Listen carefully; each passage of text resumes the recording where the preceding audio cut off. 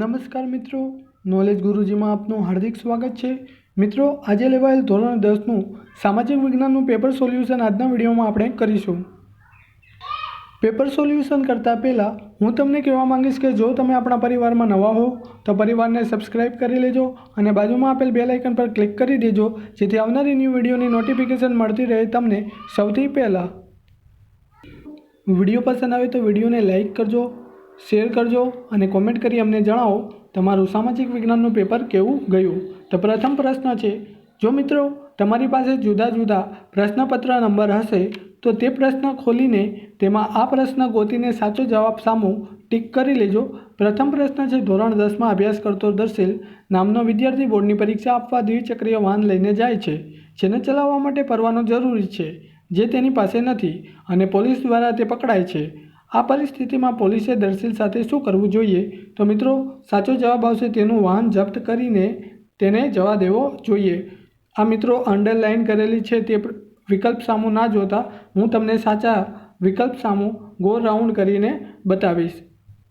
ત્યાર પછીનો પ્રશ્ન છે, ઊની કાપડ ઉદ્યોગનું કેન્દ્ર દેવાસ કયા રાજ્યની શોભા વધારે છે? તો જવાબ આવશે મધ્યપ્રદેશ।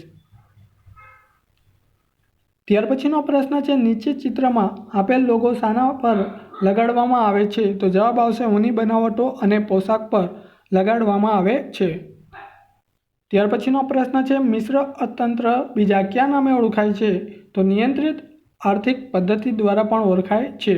ત્યાર પછી ISI માર્કો નીચેનામાંથી કોના દ્વારા લગાડવા માટે મંજૂરી આપવામાં આવે છે? તો BIS દ્વારા આપવામાં આવે છે મંજૂરી।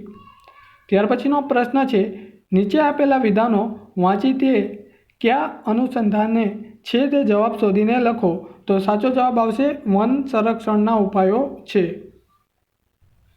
ત્યાર પછીનો પ્રશ્ન છે, અજંતા ઇલોરાની ગુફાઓ કયા રાજ્યની શોભા વધારે છે? તો સાચો જવાબ આવશે મહારાષ્ટ્ર। ત્યાર પછીનો પ્રશ્ન છે, સામાજિક વિજ્ઞાનના સાહેબે વર્ગમાં ચર્ચા યોજેલ, જે ચર્ચા સાંસ્કૃતિક વારસા અનુસંધાને હતી તેમાં નીચેના વિદ્યાર્થીઓએ સ્થાપત્ય વિશે ચર્ચામાં ભાગ લીધો તો તમારી દ્રષ્ટિકોણે સાચો તે જણાવો। તો જવાબ આવશે પ્રિયાંશી સાચી છે। અહીંયા જવાબ આવશે ઇલોરાની ગુફામાં કૈલાસ મંદિર આવેલું છે, જે 50 મીટર પહોળું, 33 મીટર લાંબુ અને 30 મીટર ઊંચું છે। ત્યાર પછીનો પ્રશ્ન છે, હું કોણ છું? આપેલ માહિતીના આધારે ઓળખો। તો મિત્રો બૃહદેશ્વરનું મંદિર જે થંજાવુર ખાતે આવેલું છે, આ એની માહિતી છે। ત્યાર પછીનો પ્રશ્ન છે, અમીર ખુસરોએ કઈ બે ભાષાઓના મિશ્રણ દ્વારા દ્વિભાષી ચોપાઈ અને દુઆઓની રચના કરી હતી? તો હિન્દી અને ફારસી। ત્યાર પછી નીચે આપેલા સંગ્રહાલયને તેના સ્તર સાથે સાચો ક્રમ પસંદ કરો। તો રાષ્ટ્રીય સંગ્રહાલય સાચો જવાબ આવશે દિલ્હી, ભારતીય સંગ્રહાલય સાચો જવાબ આવશે પશ્ચિમ બંગાળ, છત્રપતિ શિવાજી મહારાજ વાસ્તુ સંગ્રહાલય જે મહારાષ્ટ્ર ખાતે આવેલું છે અને સાલાર જંગ સંગ્રહાલય જે આંધ્રપ્રદેશ ખાતે આવેલું છે। તો સાચો જવાબ આવશે બી। ત્યાર પછી સરકારી આવક ખર્ચ આવકવેરા વિષયક કરવેરા વિષયક અને જાહેર ઋણ અને અંગેની નીતિ એટલે ખાલી જગ્યા રાજકોષીય નીતિ। સાચો જવાબ આવશે રાજકોષીય નીતિ। ત્યાર પછીનો પ્રશ્ન છે, નીચેનામાંથી કઈ યોજના અંતર્ગત દીકરીઓને વિનામૂલ્યે સાયકલો આપવામાં આવે છે? તો સરસ્વતી સાધન યોજના। માનવીએ પોતાનું ગુણે બુદ્ધિ ચાતુર્ય આવડત અને કલા કૌશલ્ય દ્વારા જે કંઈ પ્રાપ્ત કર્યું કે સર્જન કર્યું તેને શું કહેવાય છે? તો મિત્રો સાચો જવાબ આવશે અહીંયા સાંસ્કૃતિક વારસો, સી જવાબ આવશે। ત્યાર પછી વન્યજીવોને લગતો કાયદો ક્યારે અમલમાં આવ્યો? તો 1972માં આવ્યો। ત્યાર પછીનો પ્રશ્ન છે, ગુજરાતની ભાતીગર સંસ્કૃતિમાં ધાર્મિક સામાજિક મહત્વ ધરાવતા મેળાઓ ક્યાં યોજાય છે તે યોગ્ય જોડકા રૂપે જોડો। તો જવાબ આવશે પહેલામાં ભાવનાથનો મેળો ગિરનાર, ત્યાર પછી બીજામાં વૌઠાનો મેળો ધોરકા, ત્યાર પછી કાર્તિક પૂર્ણિમાનો મેળો જે સોમનાથમાં ભરાય છે, મેરાદાતાનો મેળો જે ઉનાવામાં ભરાય છે। તો અહીંયા જવાબ આવશે સી।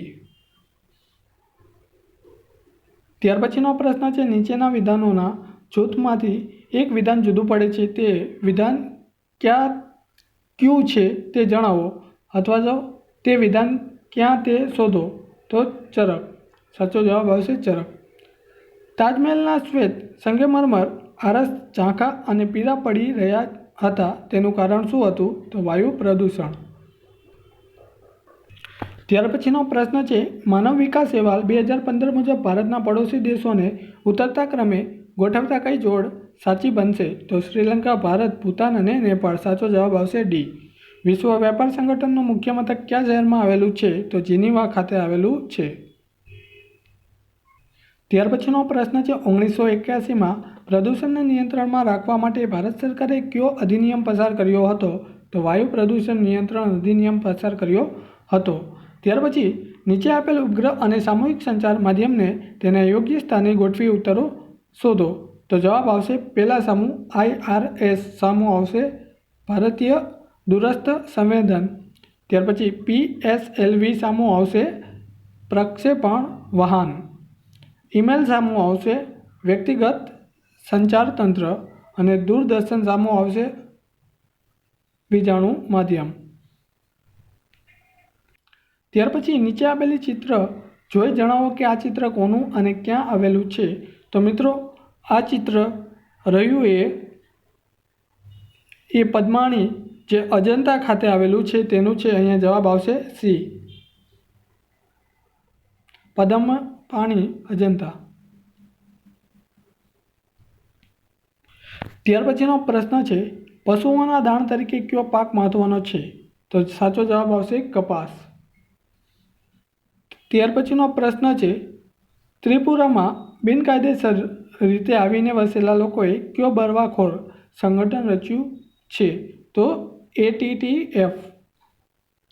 ત્યાર પછીનો પ્રશ્ન છે, જાહેર વિતરણ પ્રણાલીને વધુ સુદૃઢ બનાવવા નવી કઈ બાબતો અમલમાં મૂકી? તો જવાબ આવશે બાયોમેટ્રિક ઓળખ. ત્યાર પછીનો પ્રશ્ન છે, નીચેનામાંથી કઈ સમસ્યા વૈશ્વિક છે? આતંકવાદ. ત્યાર પછીનો પ્રશ્ન છે, ગુજરાતમાં આવેલ બહુહેતુક યોજનાઓમાં કડાણા અને માણકબોરી કઈ નદી પર બાંધવામાં આવેલ છે? તો મહીસાગર, જેને મહી નદી પણ કહેવામાં આવે છે. ભારતમાં મફત શિક્ષણ મેળવવાના કાયદામાં કઈ બાબતો પર મનાઈ ફરમાઈ છે? તો પ્રવેશ સમયે કેપિટેશન ફી લેવાની મનાઈ છે. નીચે આપેલ વિશેષતાઓ કયા નૃત્ય સાથે જોડાયેલ છે? તો મિત્રો આ વિશેષતાઓ કુચીપુડી નૃત્ય સાથે જોડાયેલ છે. સાચો જવાબ આવશે કુચીપુડી. ત્યાર પછી કાદંબરી ગ્રંથની રચના કોણે કરી હતી? તો બાણે. સાચો જવાબ આવશે બાણે. ત્યાર પછી હમ્પી સ્થાપત્ય નીચેનામાંથી કયા સ્તર સાથે જોડાયેલ છે? તો હોસ્પેડ. હોસ્પેડ સામું સાથે જોડાયેલ છે. ત્યાર પછી શર્મિષ્ઠા તળાવ ગુજરાતના કયા સ્તરે આવેલું છે? તો વડનગર ખાતે આવેલું છે. ત્યાર પછીનો પ્રશ્ન છે, રણ પ્રકારની જમીનમાં સિંચાઈની સુવિધાઓ કયા પાક લેવાય છે? તો બાજરી અને જુવાર. તો જવાબ આવશે એ, બાજરી જુવાર. ગુજરાતનું સૌથી મોટું બંદર નીચેનામાંથી કયું છે? તો કંડલા બંદર. ત્યાર પછીનું પ્રશ્ન છે, ભાવિ પેઢીની જરૂરિયાતો પૂરી પાડવાની ક્ષમતાઓને નુકસાન પહોંચાડ્યા સિવાય વર્તમાન પેઢીની જરૂરિયાતો સંતોષવી એટલે શું? તો જવાબ આવશે સુપોષિત વિકાસ. ત્યાર પછી ગ્રાહક અધિકારી દિન એટલે કે ગ્રાહક સુરક્ષા દિવસ ક્યારે સમગ્ર વિશ્વમાં ક્યારે ઉજવાય છે? તો 15મી માર્ચે ઉજવાય છે. ત્યાર પછીનો પ્રશ્ન છે, નીચેનામાંથી કયા આર્ટિકલ અનુસાર બંધારણમાં રાજ્ય તરફથી નિભાવવાથી અથવા તો નાણાકીય સહાયથી ચાલતી કેળવણીની સંસ્થામાં પ્રવેશ અટકાવી શકાય નહીં? તો આર્ટિકલ 29. સાચો જવાબ આવશે આર્ટિકલ 29. નીચે આપેલ ચિત્ર ભારતીય સંસ્કૃતિના કયા લક્ષણને પ્રદર્શિત કરે છે? તો જુઓ છો, તમે જોઈ શકો છો અલગ અલગ જાતિના ધર્મના વ્યક્તિઓ ઊભા છે, ચિહ્ન આપેલા છે અને હાથ જોડેલા છે. તો હાથ જોડેલા છે એટલે એકતા થઈ. તો ધર્મ અલગ અલગ હોય છે, હિન્દુ, મુસલમાન, શીખ, તો ફારસી, એટલે કે વિવિધતામાં એકતા. સાચો જવાબ આવશે વિવિધતામાં એકતા. ત્યાર પછીનો પ્રશ્ન છે, દુનિયામાં એક કે બે સ્તરે મળતું સંસાધન એટલે શું? તો એકલ સંસાધન. ત્યાર પછી નીચેનામાંથી કઈ બાબતની અસર નીચે જ્ઞાન જાણકારના અભાવે વસ્તુઓ કોઈપણ પ્રકાર ચોકસાઈ કાર્ય વિના ગ્રાહક ખરીદે છે? તો જવાબ આવશે જાહેર ખબરોની. સોરી મિત્રો, અહીંયા જવાબ આવશે પડોશી અને મિત્રોની. તમે ખાસ ધ્યાન રાખજો, આ બે પ્રશ્નમાં કન્ફ્યુઝન છે, જાહેર ખબરોની અથવા તો પાડોશી અને મિત્રોની. ત્યાર પછીનો પ્રશ્ન છે, સ્થાનિક સ્વરાજની સંસ્થાઓ ગ્રામ પંચાયત, નગરપાલિકા, મહાનગરપાલિકા, જિલ્લા પંચાયતનું નિયંત્રણ હોય તે જંગલો ક્યાં છે જણાવો. તો મિત્રો જવાબ આવશે સામુદાયિક જંગલો.